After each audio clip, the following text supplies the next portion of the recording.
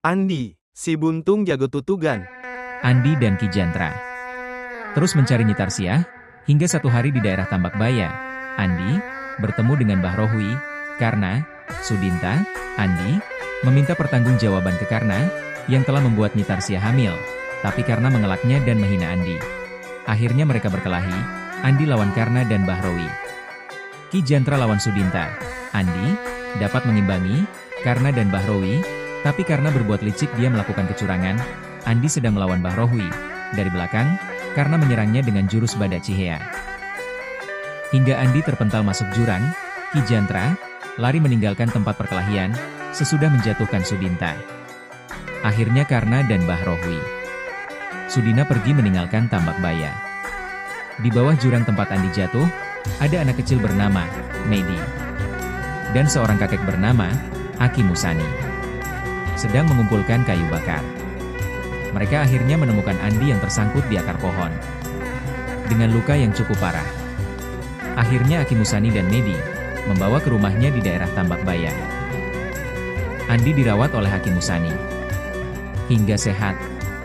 Suatu hari Andi minta izin ingin pulang dulu ke Cipancar.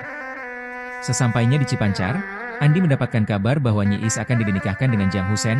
Hati Andi sangat hancur. Dipergi lagi dari Cipancar menuju Tambak Baya, dengan membawa luka hati yang sangat hancur. Di perjalanan Andi bertemu dengan Ki Jantra. Akhirnya Andi dan Ki Jantra pergi ke Tambak Baya. Andi mengungkapkan perasaannya kepada Aki Musani yang sudah menganggap Andi sebagai cucunya. Akhirnya Aki Musani bisa meredam kesedihan Andi. Akhirnya Andi diam di Tambak Baya sambil belajar ilmu agama dan ilmu silat ke Aki Musani, yang ternyata merupakan jawara dari Tursmi Cirebon. Ki Jantra yang pulang pergi ke kampung Lolohan untuk terus mencari anaknya Nyi Tarsiah.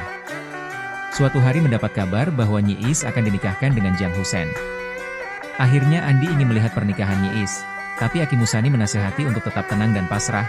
Akhirnya Andi dan Ki Jantra pergi ke Cipancar untuk melihat pernikahan kekasihnya. Sesampainya di Cipancar, perasaan kecewa dan sakit hati Andi muncul lagi. Andi melampiaskan dengan menyerang Ki Badra, pengawal Jang Husen, hingga lari. Andi masuk ke kandang dan melepaskan kerbaunya, hingga masuk ke keramaian pestanya Nyi Is, hingga tak terelakkan lagi keributan dan orang-orang lari. Ketakutan oleh kerbau, Ki Jantra akhirnya bisa menenangkan Andi. Akhirnya mereka pergi ke kampung Lolohan rumah Ki Jantra.